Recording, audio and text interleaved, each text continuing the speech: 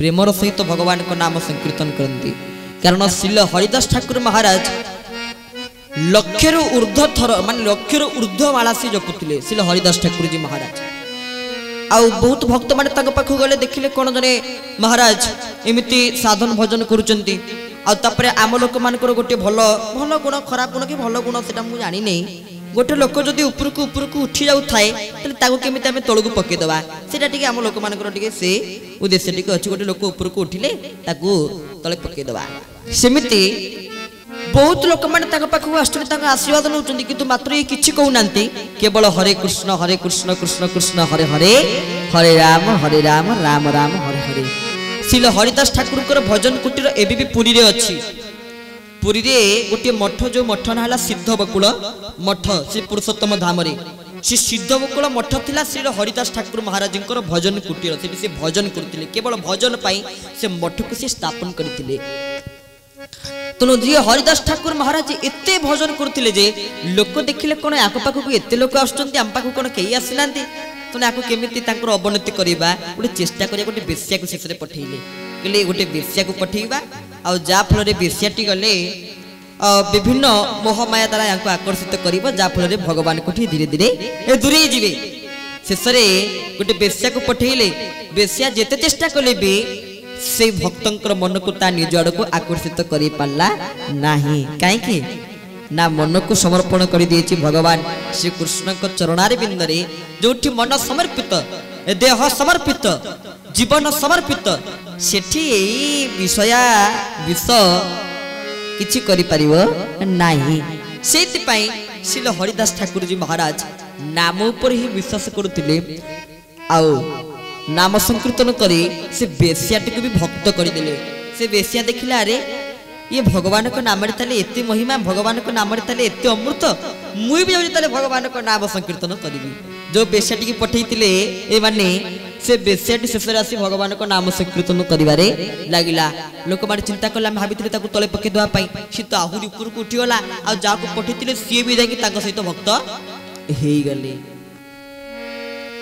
तेरे भगवान को नाम ऊपर विश्वास भरोसा रखिले आमर किछि भी असुविधा होने कौन सी प्रकार असुविधा देखा दिबो नाही केवल आमे नाम कोन तुंडे धरुचे नाम तुंडे धारण करिया को जदी कुहा जाए तले ना सेटा हबो नाही तले कोउटा हबो ना का को केमिति नाम दबा निजे केमिति काठू नाम नबा सेटा आम द्वारा हबो किंतु तुंडरे नाम धरिबा हमर हबो नाही महापुरुष सच्चिदानंद अति सुंदर भाव रे कहिले न भजिलु तु कृष्ण नाम रे बाई मन दिने न भजिलु कृष्ण नाम रे बाई मन दिने न भजिलु तु कृष्ण नाम रे बाई मन दिने न भजिलु कृष्ण नाम रे बाई मन ए मर्त्य मंडले जन्म होइले ए मर्त्य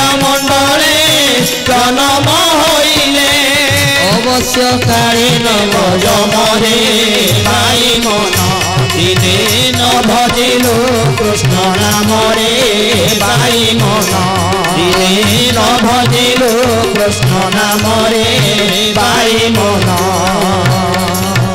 बोल भक्त वत्सल भगवान की जय।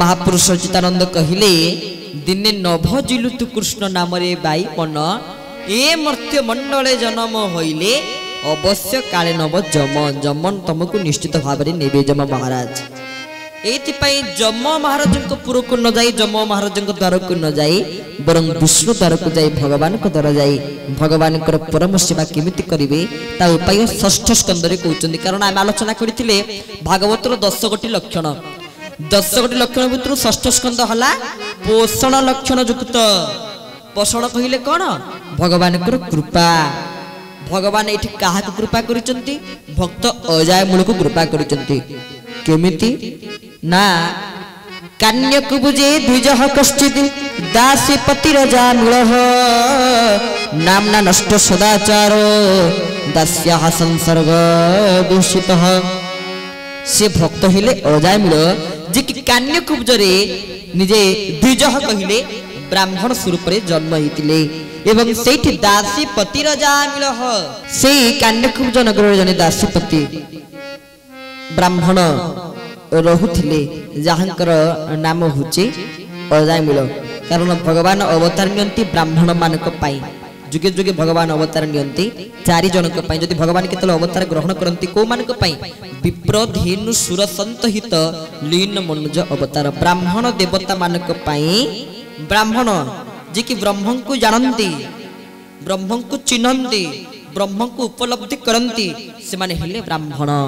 ତେଣୁ ଭଗବାନ ନିଜେ ବ୍ରାହ୍ମଣ ମାନଙ୍କୁ ଉଦ୍ଧାର କରିବା ପାଇଁ ପ୍ରଥମେ ତ ବିପ୍ର, ଧେନୁ କହିଲେ ଗୋମାତା, ସୁର କହିଲେ ଦେବତା ସନ୍ତ, 4 ଜଣଙ୍କ ପାଇଁ ଭଗବାନ ଅବତାର ନିଅନ୍ତି।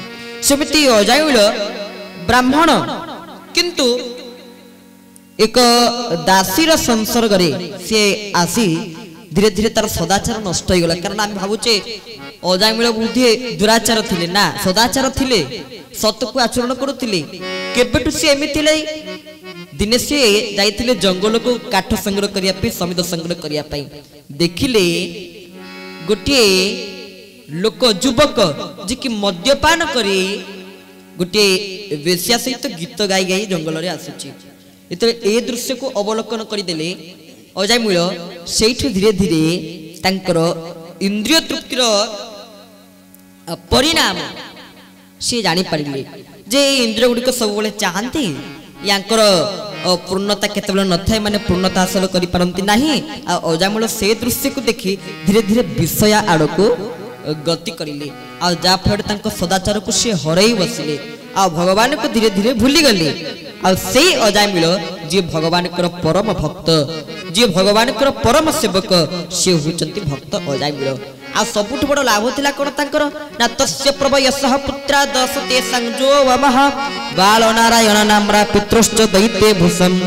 ତାଙ୍କର 10 ଗୋଟି ପୁତ୍ର ଥିଲେ। 10 ଗୋଟି ପୁତ୍ର ଭିତରୁ ବାପା ସବୁଠୁ ଭଲ ପାଏ ତା ସାନ ପୁଅକୁ। ତେଣୁ 10 ଗୋଟି ପୁତ୍ର ଭିତରୁ ସାନ ପୁତ୍ର ଯିଏ ଥିଲେ ତାଙ୍କ ନାଁ ଥିଲା ନାରାୟଣ। ଯେତେବେଳେ ଆସିଲେ ପାପ କରିକି ଆସିଲା ବେଳକୁ ନାରାୟଣ ଟିକେ ଶୋଷ ହଉଛି, ପାଣି ଟିକେ ପିଇଥାନ୍ତି। ଥରେ ନାରାୟଣଙ୍କ ନାମ ଉଚ୍ଚାରଣ କଲା ମାତ୍ରେ ସମସ୍ତ ପ୍ରକାର ପାପ ଧ୍ୱଂସ ହେଇଯାଇଥାଏ। ଆଉ ଯେତେବେଳେ ତାଙ୍କର ଶେଷ ସମୟ ଆସି ପହଞ୍ଚିଲା, ଏହି ସମୟରେ ଅଜାମିଳ ତାଙ୍କର ଦେହାନ୍ତ ହେଲା, ସେ ଦେହ ଛାଡ଼ିଲେ, ଦେହ ତ୍ୟାଗ କଲେ। ଏବଂ ଗଲା ବେଳକୁ ଯମଦୂତ ମାନେ ଆସିଲେ, କାରଣ ଅଜାମିଳ ଦୂତ ବହୁତ ପାପ କରିଥିଲେ। ଯମଦୂତ ମାନେ ଆସି ଅଜାମିଳଙ୍କୁ ନେବାକୁ ବାହାରିଲେ। ଆଉ ଯେତେବେଳେ ଯମଦୂତ ମାନେ ଅଜାମିଳଙ୍କୁ ନେବାକୁ ଆସିଲେ, ଟିକେ ବୁଝାମଣା ଭୁଲ ହେଇଯାଇଛି। ଯମଦୂତ ବିଷ୍ଣୁଦୂତ ମାନଙ୍କ ଭିତରେ ଟିକେ ବୁଝାମଣାଟା ଭୁଲ ହେଇଯାଇଛି। ଯମଦୂତ ମାନେ କହୁଛନ୍ତି ଆମେ ନେବୁ, ଆଉ ବିଷ୍ଣୁଦୂତ ମାନେ କହୁଛନ୍ତି ଆମେ ନେବୁ। କ'ଣ ପାଇଁ?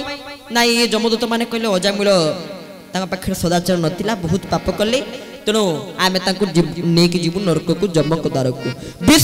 ବିଷ୍ଣୁଦୂତ ମାନେ କହିଲେ ଆମେ ତାଙ୍କୁ ନେଇକି ଯିବୁ ବୈକୁଣ୍ଠକୁ। କ'ଣ ପାଇଁ? ନା ଶେଷ ସମୟରେ ସେ ଡାକିଛନ୍ତି ନାରାୟଣ, ପୁତ୍ରକୁ ଡାକି ପୁତ୍ର ନାରାୟଣ ନାମକୁ ତୁଣ୍ଡରେ ସମ୍ବୋଧନ କରି ସେ ଦେହ ରକ୍ଷା, ତାଙ୍କର ଦେହ ସେ ଛାଡ଼ି ଦେଇଛନ୍ତି। ତେଣୁ ସେ ବୈକୁଣ୍ଠକୁ ଯିବେ, ସେ ନରକକୁ କଦାପି ଯାଇପାରିବେ ନାହିଁ, ବୈକୁଣ୍ଠକୁ ସେ କେବେ ବି ଯାଇପାରିବେ ନାହିଁ। ଟିକେ ବୁଝାମଣା 2 ଜଣଙ୍କ ଭିତରେ। କାରଣ ଦେଖନ୍ତୁ, ବୋଧ ଶକ୍ତି, ବୁଝିବା ଶକ୍ତିଟା ସମସ୍ତଙ୍କ ଭିତରେ ସମାନ ନଥାଏ। କେମିତି? ଗୋଟିଏ ସୁନ୍ଦର ହସ କଥା, ଗୋଟେ ସୁନ୍ଦର ପ୍ରମାଣ ଆପଣମାନଙ୍କୁ ଦଉଛୁ। ବୁଝିବା ଶକ୍ତି, ବୋଧ ଶକ୍ତିଟା ସମସ୍ତଙ୍କ ଭିତରେ କେମିତି ସମାନ ନଥାଏ। ଦିନେ ଗୋଟିଏ ବ୍ରାହ୍ମଣ ଯାଇଥାଏ ବ୍ରତ ପଣ୍ଡନ କାମରେ, ଜଣକ ବ୍ରତ ପଣ୍ଡନ କାମରେ ଯାଇଥାଏ। ଗୋଟେ ହସ କଥାଟେ ମନ ଦେଇ ଟିକେ ଶୁଣିବେ।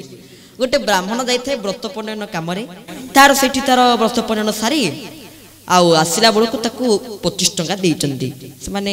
ତା କାମରେ ତାକୁ 25 ଟଙ୍କା ଦେଇଛନ୍ତି, ଆନନ୍ଦେ ତାକୁ ଦକ୍ଷିଣା ତାକୁ ଦେଇଛନ୍ତି। ଆଉ ବ୍ରାହ୍ମଣ ତାକୁ 25 ଟଙ୍କା ଦେଇ ସାରିଲା, ବ୍ରାହ୍ମଣ 25 ଟଙ୍କା ଧରିକି ଆସୁଛନ୍ତି। ଗଲା ବେଳକୁ ଅରୁଆ ଖାଇଛନ୍ତି। ମଳତ୍ୟାଗ କରିବା ପାଇଁ ଗୋଟେ ପୋଖରୀଟେ ଥିଲା, ପୋଖରୀ ପାଖରେ ପେଟ ଟିକେ ଅରୁଆ ଖାଇଛନ୍ତି, ପେଟ ଟିକେ କାମୁଡ଼ିଛି, ଯାହାଫଳରେ ସେ ସେଇଠି ଟିକେ ପୋଖରୀ ପାଖରେ ତାଙ୍କର ମଳବର୍ଜନ ମଳତ୍ୟାଗ କରି ଯାଇଛନ୍ତି ପୋଖରୀକୁ। ପୋଖରୀ ପାଖକୁ ଗଲା ବେଳକୁ ଜଣେ ଶାଲବେଗଙ୍କ ଜାତିର, ଆଉ କହିବାକୁ ପଡ଼ିବନି, ବୁଝିପାରୁଥିବେ ଆପଣମାନେ, ଶାଲବେଗଙ୍କ ଜାତିର ଯବନ ଜଣେ ସେଠି ତାଙ୍କର ବସିଥାନ୍ତି।